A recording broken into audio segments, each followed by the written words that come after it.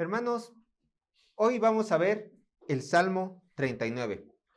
Hoy estamos con el Salmo 39 y le puse como título a la predicación del día de hoy, una súplica en medio de la disciplina. Una súplica en medio de la disciplina. Yo sé que ustedes a lo mejor dicen, ya pastores, suéltenos, ¿no? La semana pasada hablamos de la disciplina y también vamos a hablar de la disciplina. Bueno, no somos nosotros, es el Señor. Salmo 38, Salmo 39, pero vamos a leerlo para tenerlo en nuestras mentes y irnos preparando para la predicación. Vean lo que dice el Salmo 39, acompáñenme a sus Biblias. Salmo 39, dice así la palabra de Dios. Dice, al músico principal, a Jedutum, Salmo de David. Yo dije, atendiré a mis caminos para no pecar con mi lengua. Guardaré mi boca con freno en tanto que el impío esté delante de mí. Enmudecí con silencio, me callé aún respecto de lo bueno y se agravó mi dolor. Se enardeció mi corazón dentro de mí. En mi meditación se encendió fuego y así proferí con mi lengua. Hazme saber, Jehová, mi fin, y cuanta sea la medida de mis días, sepa yo cuán frágil soy. He aquí, diste a mis días término corto, y mi edad es como nada delante de ti. Ciertamente es completa vanidad todo hombre que vive, Selah. Ciertamente como una sombra es el hombre, ciertamente en vano se afana. Amontona riquezas y no sabe quién la recogerá. Verso 7. Y ahora, Señor, ¿qué esperaré? Mi esperanza está en ti. Líbrame de todas mis transgresiones. No me pongas por escarnio del insensato. Enmudecí, no abrí mi boca, porque tú lo hiciste.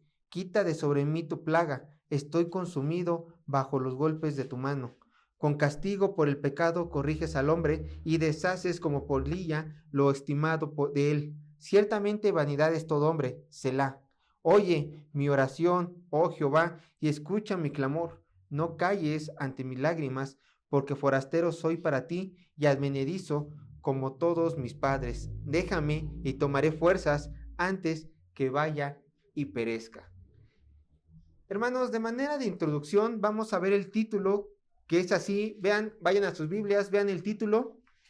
El título de este salmo es Al músico principal, a Jedutum, Salmo de David. Este salmo va dirigido al músico principal y David le pone nombre que es Jedutum. Si ustedes van a Primera de Crónicas, capítulo 25, verso 1, podremos ver quién era este hombre llamado Jedutum. Vayan a Primera de Crónicas, capítulo 25, verso 1. Miren, se los pongo en pantalla. Dice, asimismo David y los jefes del ejército apartaron para el ministerio de los hijos de Asaf, de Emán y de Jedutum, con este propósito los apartan para que profeticen, pero ¿cómo? Con arpa, con salterios y címbalos. O sea, para que ellos sean los encargados de la alabanza en el tabernáculo de Dios. Recuerden, para este entonces no estaba hecho el templo de Dios. Estaba el tabernáculo. Entonces, estos hombres estaban siendo encargados de la alabanza en el tabernáculo de Dios, que no es poca cosa. ¿Por qué? Porque parte de su labor era profetizar, pero no es una profecía como que empiezan a hablar en lenguas, como hoy en día estamos acostumbrados con el movimiento carismático, o que el Señor les revele cosas, quizás sí, pero más que nada es profetizar, se está refiriendo a que hablen alabanzas del Señor, proclamen el nombre del Señor, proclamen la palabra de Dios. ¿Cómo? Por medio de la alabanza. Cada vez que tú alabas al Señor, estás profetizando al Señor porque estás declarando lo grande que es Él, como estos hombres lo hacían. Pero, ¿quién era el autor de ese salmo? Bueno, dice el título, al músico principal, a Jedutum, ¿salmo de quién? David. David es el autor de este salmo, el gran rey de Israel. ¿Qué no hemos hablado de él? De hecho, casi cada 2 meses hablamos de David, ¿no? El hombre conforme al corazón de Dios. Pero al mismo tiempo, este hombre reflejaba una vida santa, una vida entregada, pero también podemos ver, si estudiamos su vida, que encontramos un hombre santo, sí, pero al mismo tiempo pecador, imperfecto, como cada uno de nosotros. Como cada uno de nosotros. Y entonces vemos y recordamos el Salmo 38. En el Salmo 38, que también fue escrito por el mismo salmista, que era David, vimos los dolores de la disciplina. Vimos los dolores de la disciplina. Pero aquí encontramos un hombre que en medio de su castigo, porque aquí también encontramos que David estaba en una disciplina del Señor, en un castigo de parte del Señor, encontramos que este hombre reflexiona su condición humana y ruega misericordia a su Dios. Por eso, hoy vamos a ver lo siguiente. Veremos 3 verdades que nos ayudarán a soportar la disciplina del Señor. Veremos 3 verdades que nos ayudarán a soportar la disciplina del Señor. Punto número 1. La vida es corta como para seguir pecando. Verso 1 al 6. Me voy rápido porque recuerden, esto también está en nuestra página de YouTube, entonces ahí lo pueden ver. Punto número 2. La disciplina sirve para castigar el pecado. Versos 7 al 11. Punto número 3. Y último, orar por misericordia nos recuerda nuestra dependencia a Dios. Este quedó muy largo, ¿no? Orar por misericordia nos recuerda nuestra dependencia a Dios. Verso 12 y 13. Vamos a ir de lleno ya al Salmo que nos toca, así que acompáñenme. Salmo 39, verso 1.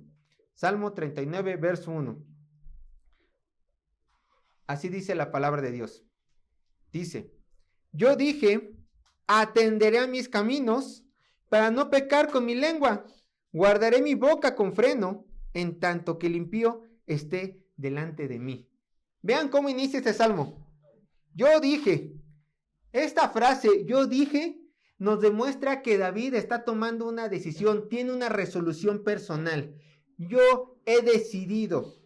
Yo, David, me comprometo ¿con qué?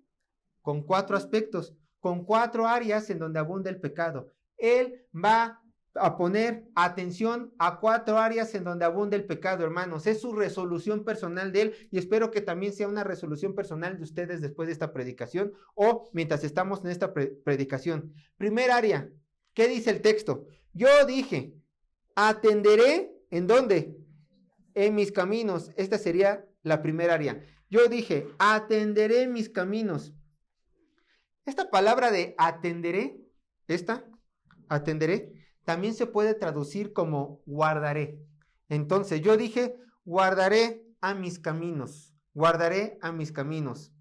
Entonces esto habla de que David se comprometió personalmente a vigilar su diario caminar, hermanos, a tal punto de no permitirse andar en caminos de pecadores.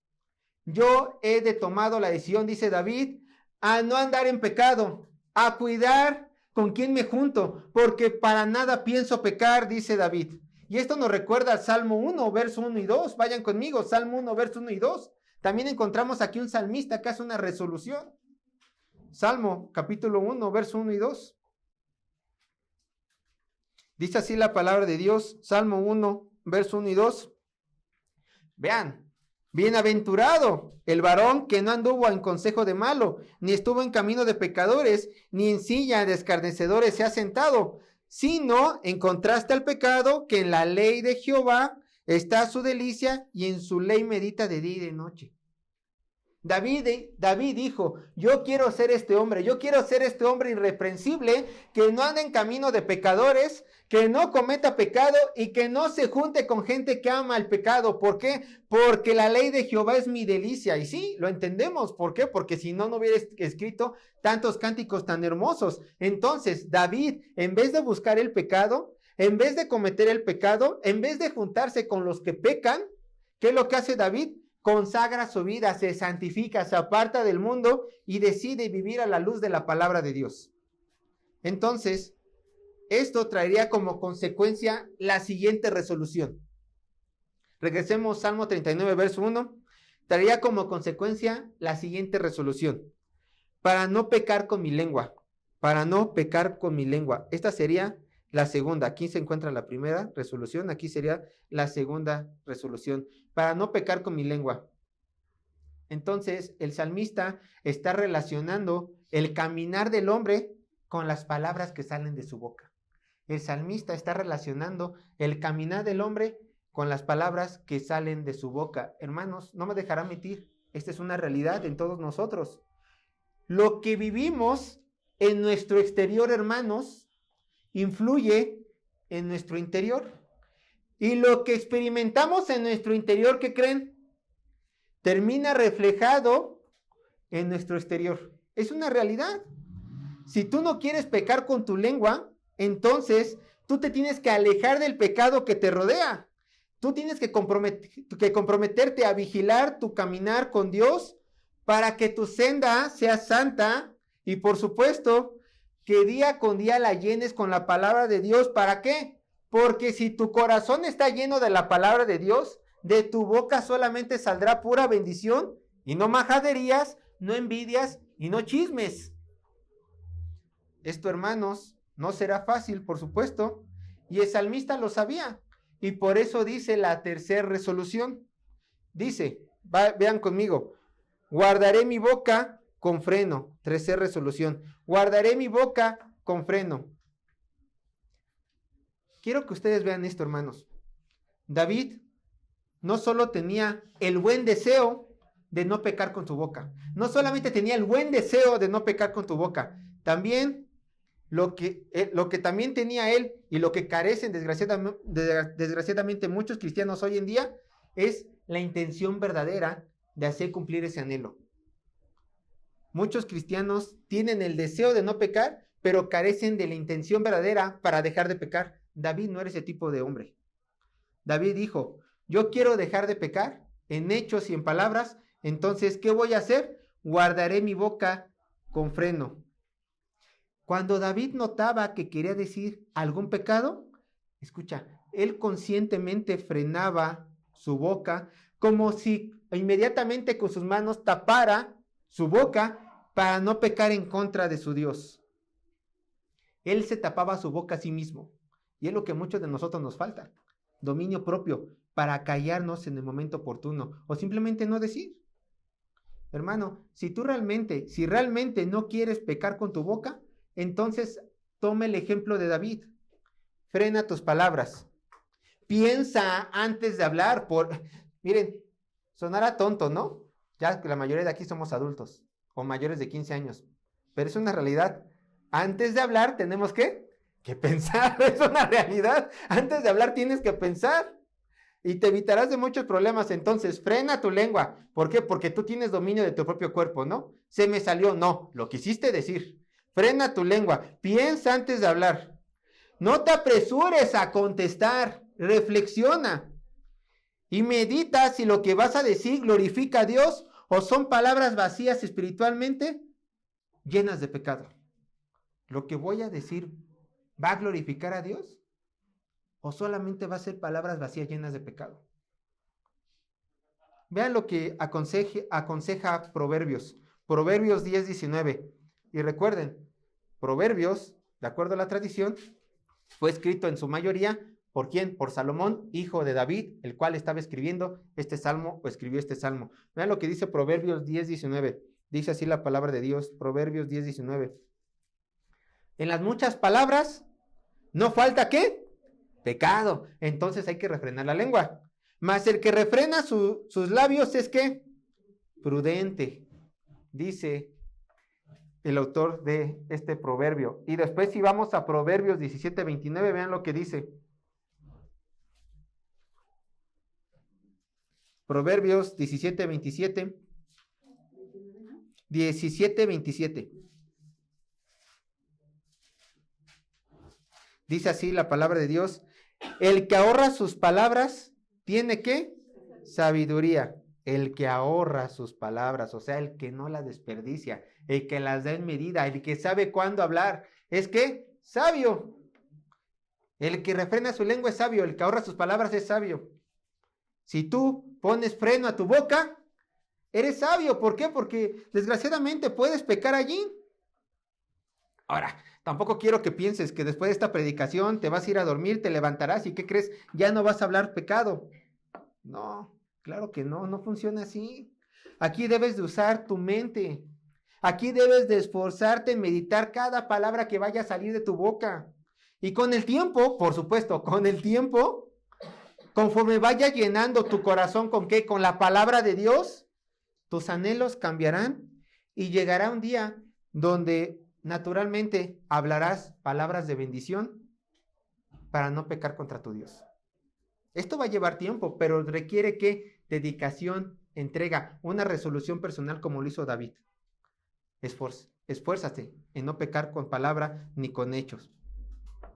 Entonces, el salmista David sabía que tenía que cuidar sus palabras, pero él entendía que tenía que frenar su lengua cuando estaba enfrente de un tipo específico de persona. A ver, no voy a pecar con hechos, tampoco quiero pecar con mi lengua, tengo que frenar mi lengua, pero hay un tipo de persona específicamente con la cual tengo que tener mucho cuidado de lo que hablo. Salmo 39, verso 1. Vean lo que dice. En tanto que, ¿qué? El impío esté delante de mí. Guardaré mi boca con freno, en tanto que el impío estaré delante de mí. Aquí está la cuarta resolución. No hablar pecado en frente del quién, del impío.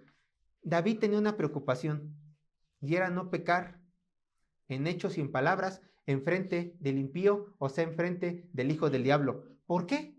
¿Por qué piensan que David no quería pecar o no quería cometer un error en frente de un hijo del diablo?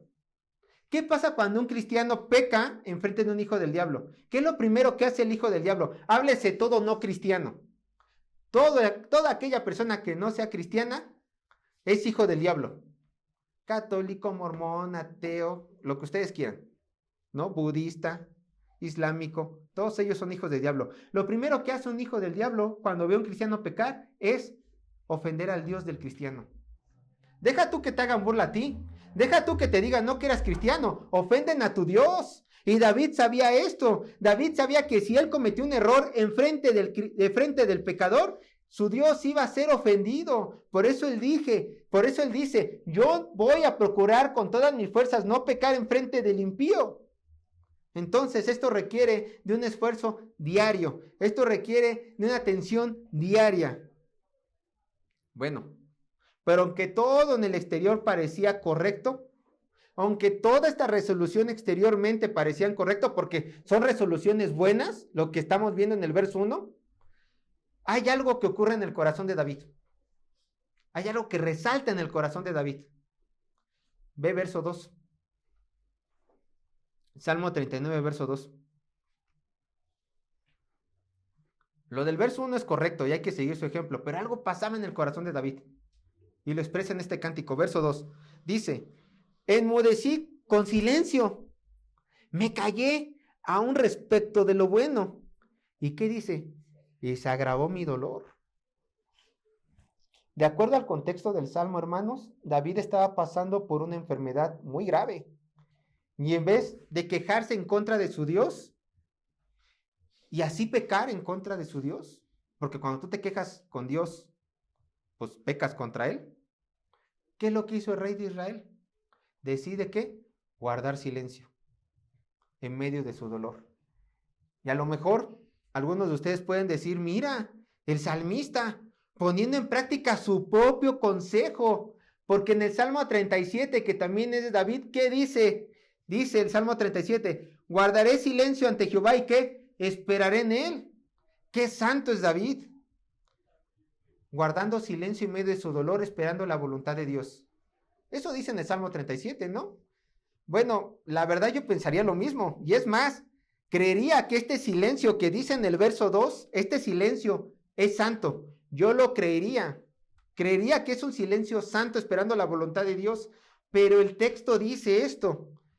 Me callé a un respecto de lo bueno. Y también se podría traducir como me callé más de lo conveniente. Es una mejor traducción. Me callé más de lo conveniente. Lo que significa que David frenó tanto su lengua que no podía ni siquiera alabar a Dios en lo bueno. Me callé en lo conveniente. Este silencio, en vez de traerle paz, conforme a los planes de Dios, Señor, guardo silencio. ¿Por qué? Porque confío en ti en medio de esta enfermedad. ¿Qué es lo que traía este silencio al corazón de David? ¿Qué dice? Y se agravó mi dolor. Este silencio trajo dolor en el corazón de David. Desgraciadamente. Vean lo que dice el verso 3. Salmo 39, verso 3, continuando esta idea. Salmo 39, verso 3. Dice así la palabra de Dios. Se enardeció que también se puede traducir como se calentó mi corazón dentro de mí, en mi meditación se encendió fuego, y así proferí con mi lengua. Vean este verso. David ya no podía contener lo que había en su corazón. Él simplemente ya no podía guardar silencio y necesitaba expresar a Dios lo que realmente sentía y lo que había estado meditando en su momento de dolor. Pero antes de continuar, hermanos, quiero decirte una cosa. De acuerdo al Salmo 37, ¿es bueno callar delante de Dios mientras esperamos su voluntad? Sí, es bueno callar delante de Dios mientras esperamos su voluntad. ¿Por qué? Porque cuando nosotros callamos, en medio de nuestro dolor, está reflejando dependencia y confianza en los planes del Señor. Esto hace una gente madura. No se queja ante Dios, se calla. Eso es madurez espiritual, hermanos. Y confianza en su soberanía. Pero escúchame, de acuerdo al Salmo 39, si el silencio que estás teniendo, si el silencio que estás teniendo en Dios, en vez de darte paz, te quema, como dice, se calienta mi corazón, te quema, y sientes que este dolor no desaparece y crece y crece y crece, yo te aconsejo, de acuerdo a este salmo, no te calles. Expresa esa inquietud a tu amado Cristo, que Él entiende tu dolor y sufrimiento en lo íntimo. ¿Y qué crees? No dudará en ayudarte. No va a dudar en ayudarte, hermano. Entonces, dice la palabra de Dios, Hebreos 4, verso 15 al 16. Hebreos 4, 15 y 16.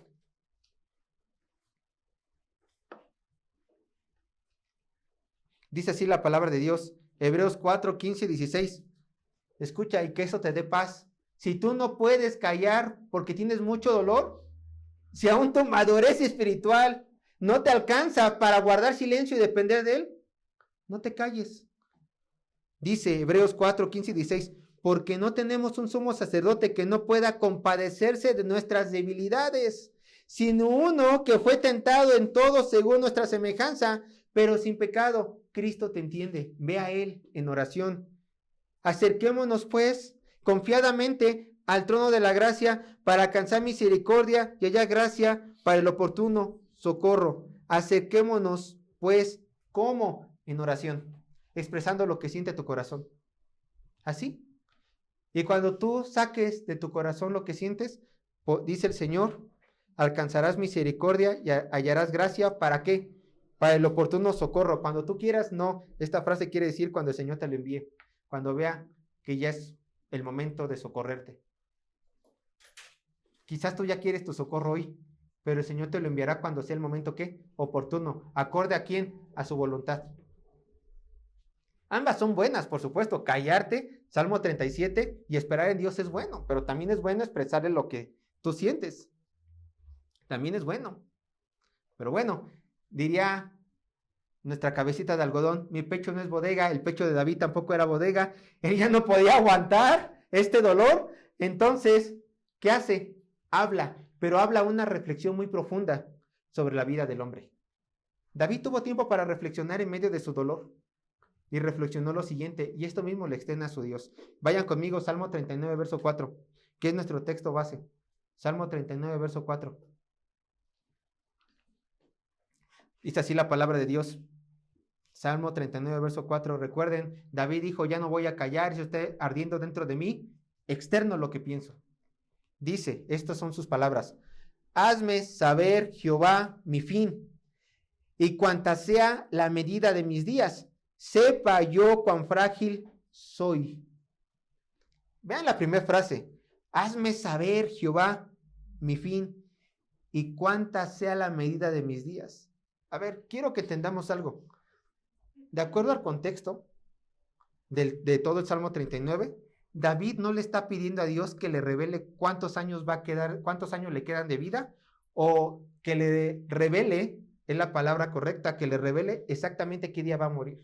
No le está diciendo esto. David no le está pidiendo esto.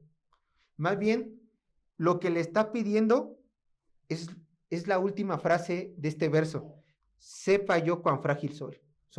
Esto es lo que realmente le está pidiendo David.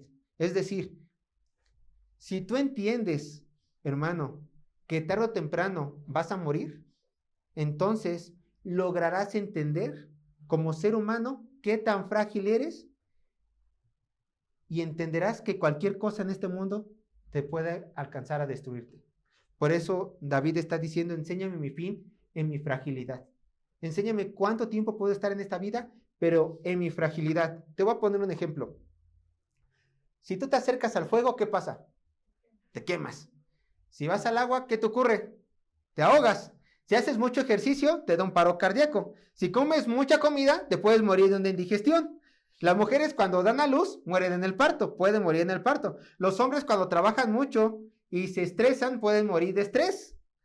Tú simplemente estás sentado aquí en la iglesia, de repente te da un paro cardíaco, un coágulo, o la sangre se coagula, sube a tu cerebro, ¿y qué crees? Aquí quedaste. ¿Lo ves? ¿Acaso tu vida no es frágil? ¿Acaso tu vida no es pasajera? ¿Acaso no todo te puede matar o herir? Diría mi abuelita miércoles, ¿no todo te puede hacer cachitos? Por supuesto, somos muy frágiles. Somos muy frágiles. ¿Y qué crees? Conforme vas creciendo en años, te vas haciendo más débil. Conforme te vas creciendo en años, todo te puede herir con más facilidad. No te vas haciendo más fuerte, te vas haciendo más débil. Pero tu Dios, mientras tú te haces débil, tu Dios siempre permanece fuerte, siempre permanece inmutable, o sea, nunca cambia, siempre está inamovible y eternamente gobierna sobre su trono. Así que, en vez de apoyarte en tus frágiles fuerzas, apóyate en la poderosa, inquebrantable mano de Dios en medio de tu fragilidad. Ve conmigo a Deuteronomios 10, 17. Deuteronomio 10, 17. Espero que estos versículos te den confianza para que ya no te apoyes en tu fragilidad, en tu corto periodo de tiempo de vida, sino que te apoyes en esta poderosa mano. Deuteronomio 10, 17 dice así: porque Jehová vuestro Dios es Dios de quién? De dioses, Señor de señores, Dios grande, poderoso y además ¿qué? Temible.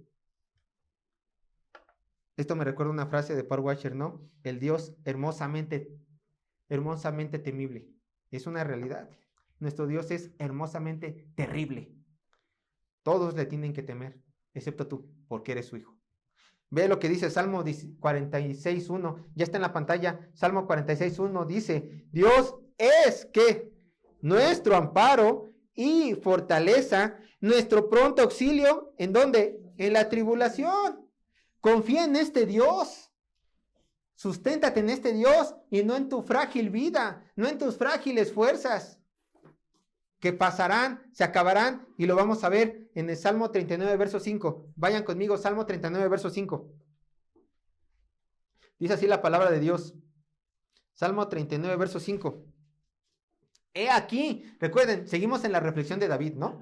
Estamos en la reflexión de David. He aquí, diste a mis días término corto, y mi edad es como nada delante de ti. Ciertamente es completa vanidad todo hombre que vive. Selah. Vean la siguiente frase. He aquí, diste mis días término corto. Hay una mejor traducción a esto. Una mejor traducción. Literalmente, esta frase tendría que decir lo siguiente. Vean la pantalla. Literalmente esta frase tendría que decir lo siguiente. He aquí, diste a mis días la largura de un palmo. O sea, palma de mano para nosotros. Diste a mis días largura de una palma de mano. Esto diría literalmente el texto. Ahora, yo sé que para nosotros los mexicanos no significa nada esto, pero para el judío del tiempo de David sí significaba mucho. Miren, para nosotros la palma, la medida de una palma, por lo general son ¿cuántos? 30 centímetros. Bueno, mi mano está chiquita, ¿no? Pero tendría que ser, yo estoy chiquito, entiéndame, tendrían que ser 30 centímetros, ¿no? Por lo general la medida de un palmo en México sería 30 centímetros. Y uno se imaginaría, ¿no? Cuando lee este texto, has dado a mis días largura de una palma. Bueno, le has dado una largura de 30 centímetros, diría el latino, el mexicano. Pero para el judío, cuando le dices la largura de un palmo, para el tiempo de David, se refería a la medida más corta que ellos tenían. La medida más corta que ellos tenían. ¿Cuál era la medida más corta? La medida más corta era de 7 centímetros, que va del índice, que nos sirve para todo, al meñique, que solamente sirve para el pinky promise, ¿no? Para la promesita. 7 centímetros. Era la medida más chiquita que tenían. Entonces, ¿qué es lo que está diciendo David aquí? David lo que está diciendo es que su vida es tan corta como la medida más corta del judío, 7 centímetros. David está haciendo énfasis en que la vida es corta, muy, muy corta. Pudo haber dicho, mi vida es tan larga como un paso. No, tu vida es tan corta. Mi vida es tan corta como 7 centímetros. Y entonces concluye con lo siguiente. ¿Cómo concluye? Ciertamente, como mi vida es tan corta, como la vida es tan corta como escasos 7 centímetros, ciertamente es completa vanidad todo lo que el hombre vive. Selah. De acuerdo a nuestro hermano mayor Charles Spurgeon, dice que cada vez que encontremos en la Biblia un Selah, específicamente en los Salmos, recuerden, no sabemos exactamente para qué quiere decir Selah, pero se cree que es como un tiempo de descanso, como un silencio. Pero Spurgeon dice, meditemos en ese silencio.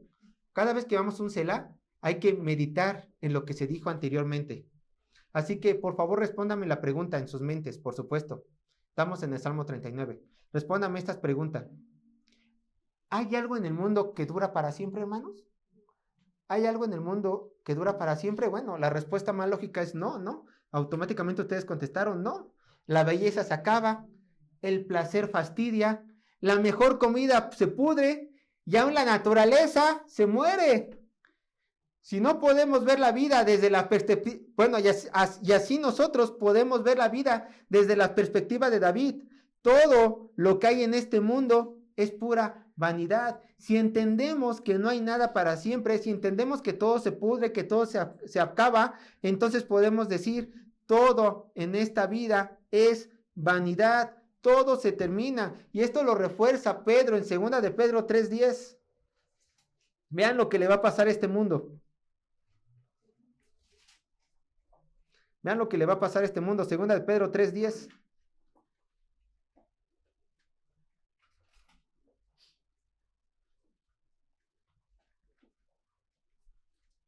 Segunda de Pedro 3:10 dice así, pero el día del Señor vendrá como ladrón en la noche, en el cual, ¿qué? Los cielos pasarán con gran estruendo y los elementos ardiendo serán deshechos y la tierra y las obras que en ella hay serán, ¿qué? Quemadas. ¿Qué le va a pasar a todo el mundo después de la venida de nuestro Señor Jesucristo? El Señor lo va a quemar todo. Todo va a ser quemado, todo en la tierra va a ser quemado. Todo pasará, todo se terminará. Entonces, si todo se va a acabar, si todo va a ser quemado, si nada más va a existir, ¿ustedes creen que es sabio invertir nuestras cortas vidas para obtener algo pasajero? Yo no lo creo. Entonces, ¿en qué tienes que invertir tus escasos 7 centímetros de vida? ¿En qué creen que sea bueno invertir sus escasos 7 centímetros de vida? Yo les diré en qué. Entreguen su vida a Cristo. Inviertan su corta vida en Cristo. Porque en Él solamente hay futuro. Arrepiéntete de tus pecados. Vive para Cristo. Y verás cómo estos 7 escasos centímetros van a durar toda la eternidad en Él. Porque esa es la recompensa que le espera a todos los hijos de Dios. Vida eterna en Cristo. Pero de todas las cosas, hermanos, en las cuales el hombre se puede afanar, dice David en este salmo, hay una que es pérdida de tiempo total. Hay una cosa en la cual el hombre se puede afanar que es pérdida de tiempo total. Salmo 39, verso 6. O sea, de todo te puedes afanar, pero hay una cosa que David dice, de plano, esto es pérdida de tiempo total. Si tú quieres invertir tus escasos 7 centímetros en eso, estás perdiendo por lo menos 6 de tus 7 centímetros. Verso 6. Salmo 39, verso 6. Ciertamente, como una sombra es el hombre. Vean cómo vaya repitiendo la idea David de qué tan pasajera es la vida. Ciertamente, como una sombra es el hombre. Ciertamente, en vano se afana. ¿En qué se afana el hombre? Escuchen. Amontona riquezas y no sabe quién las recogerá. Ahí tienes al hombre común sin Dios.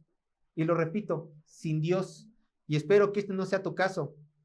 Luchando no solo para vivir, sino para tener riquezas. Se levanta y va a trabajar para conseguir dinero. Y así, teniendo dinero, a lo mejor puede conseguir la casa que tanto le afana, el carro que tanto le afana, o bien, a lo mejor no quiere cosas materiales, pero sabe que con ese dinero obtendrá el respeto que tanto le afana. Y las mujeres, también las mujeres quieren dinero. ¿Para qué? Para presumir que las mujeres ya no lloran, sino que ahora facturan. También quieren dinero. Entonces, este hombre, esta mujer, abre su red social favorita, pone a su primer influencer, ¿y qué es lo primero que escucha en las redes sociales? Hombre, mujer, si a tus 20 años no has tenido $1,000,000 en tu cuenta bancaria, algo estás haciendo mal.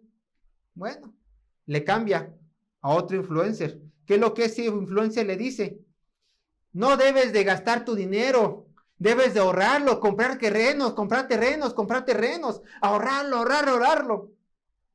Bien, se va al siguiente, encuentra a los que motivan, ¿no? Y dicen, tú tienes que verte al espejo y declarar que aunque vivas en Coajimalpa, un día de estos vivirás en Interlomas, serás poderoso, serás fuerte, vete al espejo, saldrás de ese hoyo que es Coajimalpa. Y estas personas dicen, sí, ¿no? Entonces este hombre, medio motivado, medio triste, porque en su cuenta solamente hay 20 pesos en su cartera, no ha conseguido lo que quiere conseguir, pues dice, pues voy a Santa Fe, ¿no? No al pueblo, al centro comercial, voy a Santa Fe. Entonces va, ve los carros muy bonitos que humildemente le cuestan 5 millones de pesos y dice, si tuviera dinero sería mío. Y se afana más, y se afana más. Ve la ropa y se afana más, y ve el tipo de gente y se afana más. Entonces, ¿qué dice este hombre? Voy a trabajar más duro para tener más dinero. ¿Y qué creen? Aunque consiga dinero, para este hombre nunca será suficiente. Porque su corazón está tan afanado en conseguir cosas superficiales. ¿Por qué la gente busca dinero, hermanos? ¿Por qué la gente se afana con el dinero? Porque piensa que el dinero le va a dar verdadera felicidad. Ahora, yo no les voy a mentir. Esto dice el salmista. El dinero da felicidad momentánea. El dinero da seguridad momentánea. Pero no da verdadera felicidad y no da verdadera seguridad, hermanos. No lo da, porque el dinero se acaba. ¿Por qué? Porque tú puedes tener los millones de pesos, o los 20 pesos que tienes en tu cartera, o los 200 que tenía nuestro cabecita de algodón, ¿no? En su cartera. Antes, no creo que ahorita, pero antes tenía 200 pesos. ¿Qué le va a pasar a esos 200 pesos cuando mueras? ¿Te los vas a llevar? ¿Qué pasa si te compras tu carro de 5 millones de pesos? ¿Qué le va a pasar? ¿Te lo vas a llevar? No. Tú vas a ir a un lugar donde las cosas materiales no te pueden seguir. Entonces dice el salmista, es afán amontonar riquezas, porque no sirven para la vida venidera. No sirven. Y no sabes quién las va a recoger. Yo conozco un hombre, y Alejandro también, muy cercano a nosotros, que le encanta comprar terrenos. Le encanta comprar casas. Ya está grande. ¿A quién se le va a quedar esas cosas? Yo no lo sé. Pero él que se afanó a comprar tanto, un día llegará alguien que lo va a aprovechar y se lo va a gastar en 5 segundos. Eso sí estoy seguro. Eso sí estoy seguro. ¿Y para qué sirvió afanarse tanto? Yo no lo sé. Yo no lo sé. ¿Para qué sirve que tú te afanes tanto buscando riquezas? Yo no lo sé. ¿Para qué sirve que de tus 7 escasos centímetros, 6 los ocupes para tener tu mejor vida hoy, olvidándote de Cristo? Yo no sé. Mejor invierte eso en el reino de los cielos, donde dice lo siguiente nuestro Señor Jesucristo, Mateo 6, 19 y 20.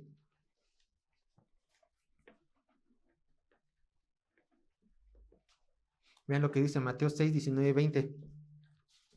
Dice, no os hagáis tesoros en la tierra, donde la polilla y el orín corrompen, donde ladrones minan y hurtan, sino, dice el Señor, yo te aconsejo, en lugar de hacerte tesoros en la tierra, en lugar de buscar la gerencia, afanosamente, por supuesto, en lugar de buscar riquezas, sino en esta tierra, haceos tesoros, ¿dónde? En el cielo, donde ni la polilla ni el orín corrompen, y donde los ladrones no minan ni hurtan. Ahora, yo no quiero que pienses mal de mí. Tú puedes gastar tu dinero donde tú quieras, ¿eh? Es tu dinero. Tú puedes dedicar tu tiempo a lo que tú quieras, es tu tiempo. Pero yo estoy aquí para decirte esto, no te conviene, porque es lo que dice Dios. Invierte tu tiempo, invierte tu dinero en donde sí conviene. Cristo, Cristo, Cristo. ¿Por qué? Porque así harás tesoros, ¿dónde? En los cielos, donde realmente vale la pena invertir. Puedes disfrutar tu dinero, ya lo hemos visto en Proverbios con el pastor Alejandro, claro, disfrútalo, pero que no te afane, que no sea tu Dios. Y esta es la recomendación que Cristo hace, ¿eh? Así que pongan atención. Entonces la vida es corta, todo en este mundo es vanidad y afán. La mayor vanidad es el amor al dinero, recolectar riquezas, pues sí, a lo tonto. Entonces David voltea los cielos y dice lo siguiente. Aquí ya termina su reflexión, pero continúa la alabanza. Vean lo que dice. Salmo 39, verso 7.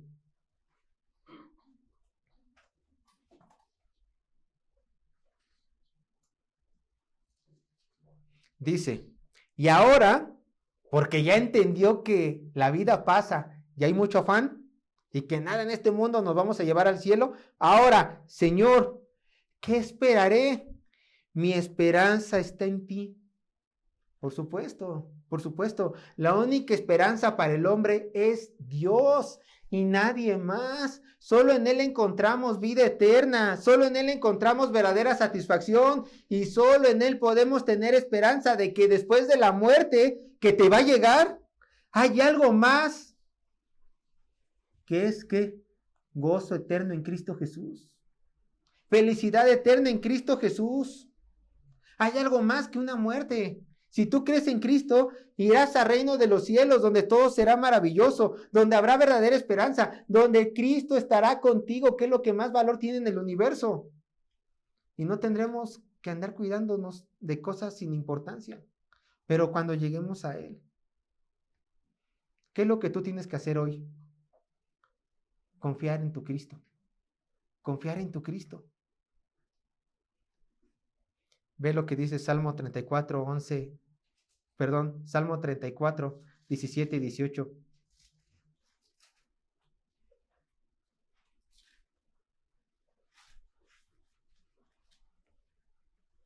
Si tú confías en Cristo, si le das tu vida a Él, tú puedes decir lo mismo que el salmista. Salmo 34, 17 y 18. Claman los justos, los que han creído en Cristo. Claman los justos. ¿Y qué? Y Jehová oye y los libra de todas sus angustias. Cercano está ¿quién? Jehová a los quebrantados de corazón y salva a los contritos de espíritu. Solamente a los verdaderos creyentes Dios salva, solamente a los verdaderos creyentes Dios está de su lado, solamente a los verdaderos creyentes Dios intervendrá en medio de sus aflicciones para ayudarlos y sacarlos adelante. Solamente para aquellos que entienden la fragilidad de su vida y no se afanan con cosas de este mundo, Dios estará con ellos. Solamente, solamente. Hasta este punto, hermanos, uno podría decir que está bien. Uno podría decir hasta este punto, hermanos, ¿qué tanto está viviendo David para hacer este tipo de meditaciones? ¿Qué creen que esté viviendo David? Déjame decirles, realmente son profundas las meditaciones que él hace conforme a la vida, que es pasajera, que es corta, ¿no? Son profundas las meditaciones. ¿Qué creen que esté pasando David para que esté meditando esto y para que haya llegado a esta conclusión? Señor, solamente a ti hay esperanza. Me aferro a ti. Bueno, les voy a decir qué estaba pasando David. Ve el verso 8 al 10 del Salmo 39. Regresemos a nuestro Salmo base. Salmo 39. verso 8 al 10.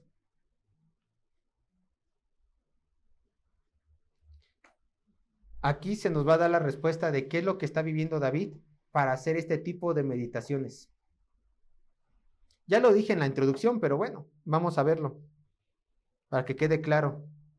Ve, después de hacer su confianza en Dios, de proclamar confianza en Dios, ve las palabras de David. Líbrame de todas mis transgresiones. No me pongas por escarnio del insensato. Enmudecí, no abrí mi boca, porque tú lo hiciste. Quita de sobre mí tu plaga.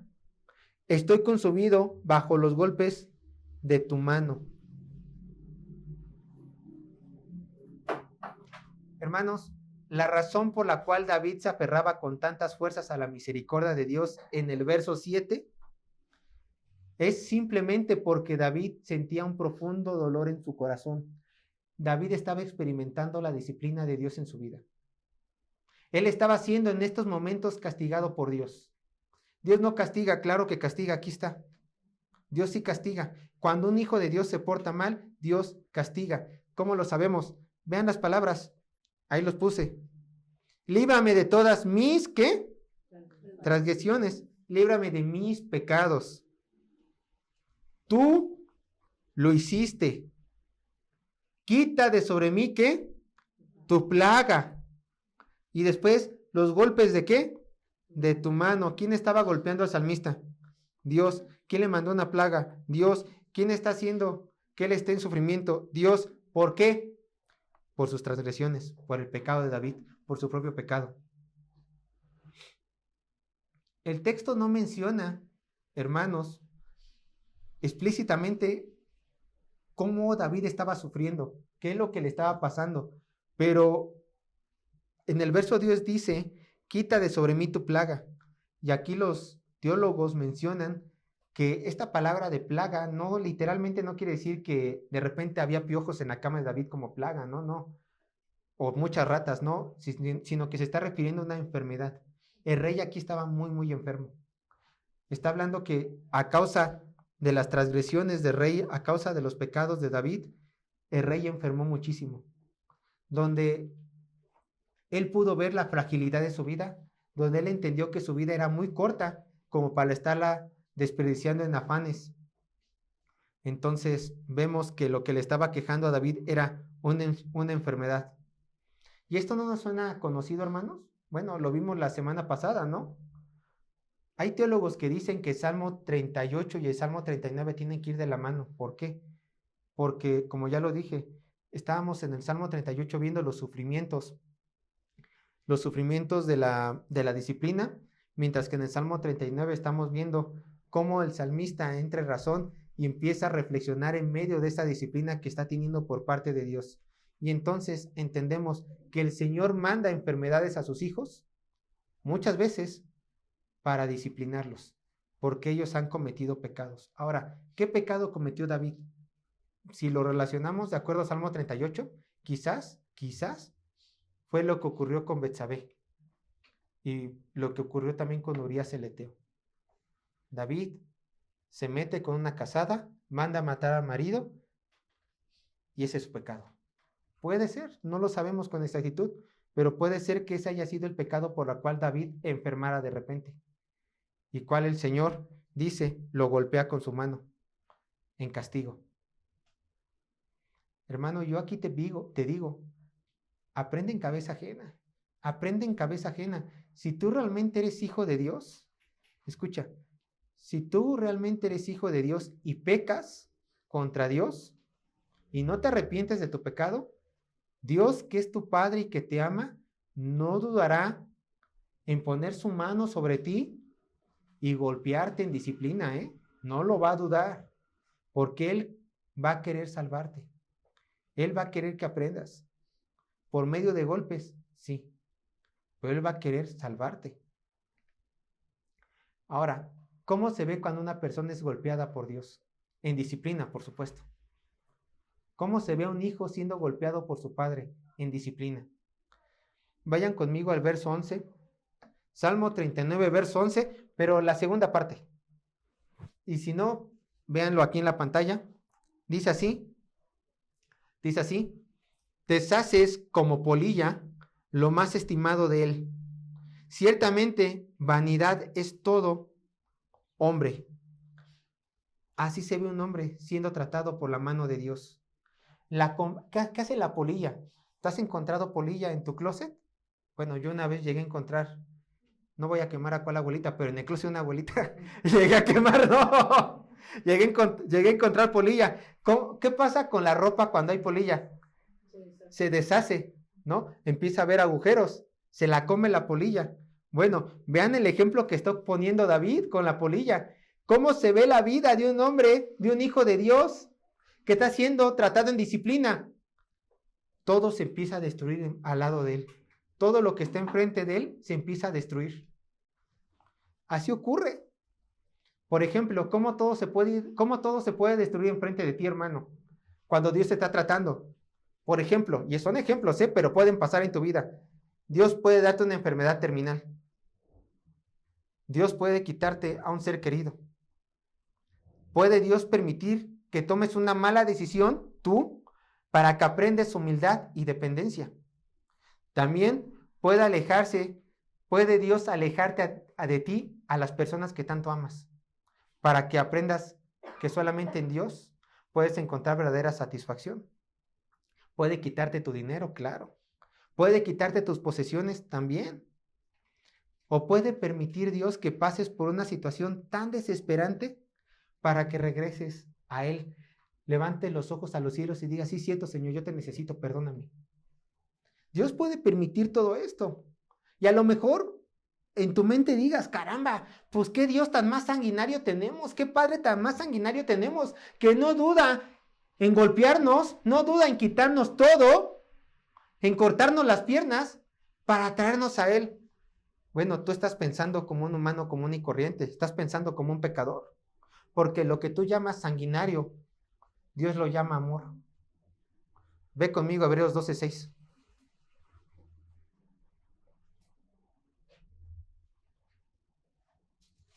Hebreos 12:6.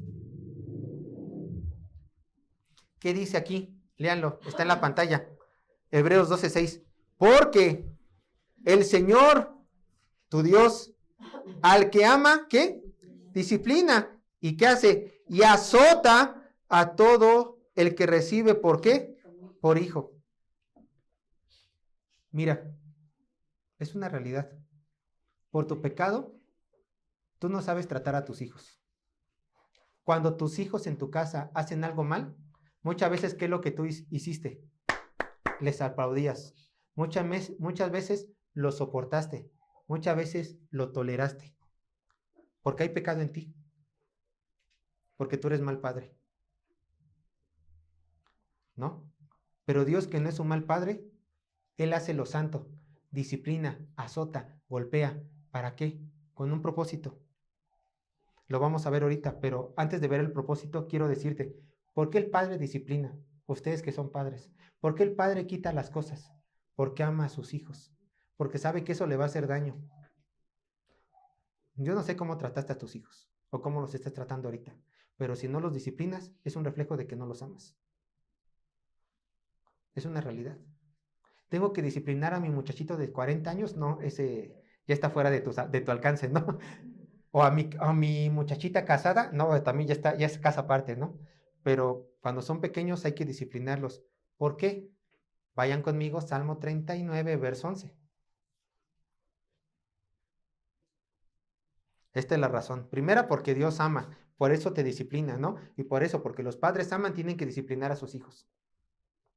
Pero vean lo que dice el Salmo 39, verso 11. Con castigos por el pecado corriges al hombre. Con castigos por el pecado, ¿qué? Corriges al hombre.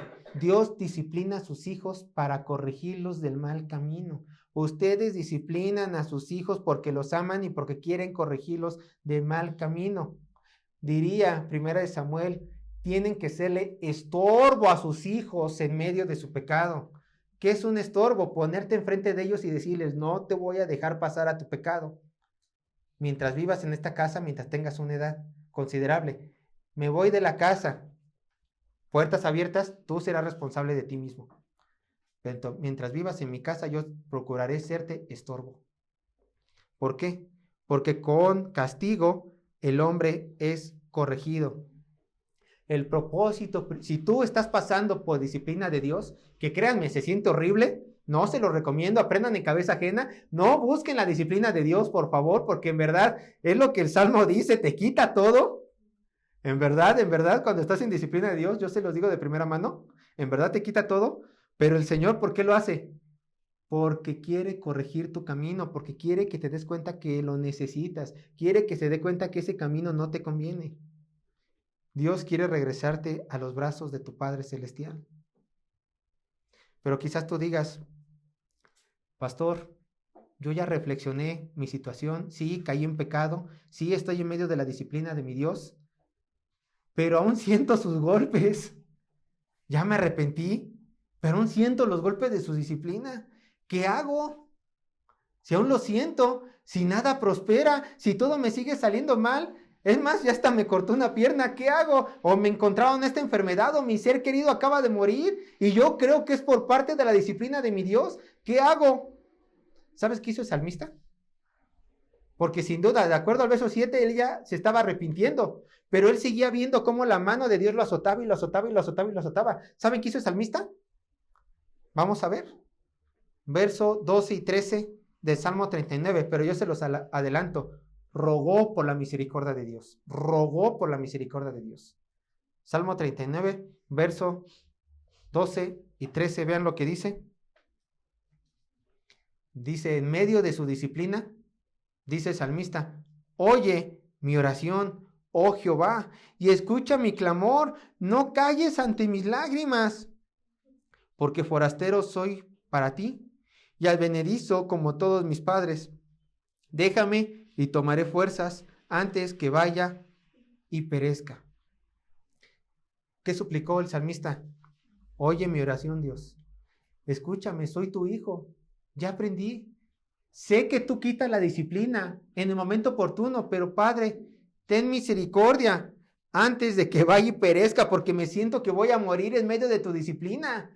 Ayúdame. ¿Se acuerdan en el Salmo 37? ¿Qué dice el Salmo 37? Dice que los justos heredarán la tierra, ¿cierto? Refiriéndose de que el pueblo de Israel en su contexto hereda la tierra prometida. ¿De acuerdo? ¿Recuerdan lo que dijo Dios el Padre, Jehová, en Deuteronomios? Si tú me obedeces, tendrás la tierra, pero si me desobedeces, te sacaré de la tierra, ¿cierto? ¿Cómo se está viendo aquí David? Así mismo. No calles ante mis lágrimas, porque forastero soy para ti. Esto es fuerte.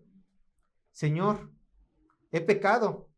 Señor, quizás ya no esté en la tierra prometida que tú me estás dando. Quizás he caído de tu gracia. Pero tú has dicho que hay que tener misericordia de los forasteros, Señor. Yo por mi pecado ya no vengo a ti como hijo. Que sé que soy tu hijo, pero vengo humildemente a ti. Trátame como forastero. Dame la misericordia de un forastero antes de que muera. Ayúdame, ayúdame, ayúdame. No merezco comer en tu mesa. No merezco estar en tu casa. Es más, trátame como un sirviente, como un esclavo. Pero Señor, permite que coma de tus migajas y permite que siga en tu casa, aunque sea como forastero. Ayúdame en tu momento oportuno, antes de que yo perezca, porque siento que me estoy muriendo. Y así termina este salmo, hermanos. Termina con una súplica. Termina este salmo con una súplica. Ahora, por toda la palabra de Dios entendemos que Dios ayudó a David, ¿cierto? Dios ayudó a David. Podemos entender el final de David. Pero tú que estás pasando en disciplina, ¿cuál va a ser tu final? Quizás tú estás en este momento pidiendo misericordia. Señor, ya entendí, ayúdame antes de que me muera. Ayúdame, porque no vaya a ser que tu disciplina alcance mi vida y en lugar de que muera un ser querido, me muera yo. O en lugar de que me quiten mi trabajo y que mis hijos no tengan que comer, ocurra algo peor. Ayúdame. ¿Qué va a pasar contigo? Yo no lo sé. Yo no sé hasta cuándo Dios va a quitar la disciplina de ti, ¿eh? Solamente Dios lo sabe. Pero ¿qué tienes que hacer tú? Entender lo siguiente. Tu vida es corta. Tu vida es frágil. No tienes que malgastar tu tiempo en afán. y entender que en Dios hay misericordia y tienes que esperarle en el momento oportuno. Se vale llorar, hermanos, ya lo vimos. Si tu fe no te alcanza para guardar silencio en medio de tu disciplina, se vale llorar. Ruega a tu Dios, expresa a tu Dios lo que hay en tu corazón y espera en su misericordia. Encomienda a Jehová tu camino y ¿qué? Él hará. Así termina este salmo. En su momento David no sabía cómo iba a terminar, como tú no sabes cómo va a terminar tu situación, pero confía en Dios, que Él te disciplinó. ¿Por qué?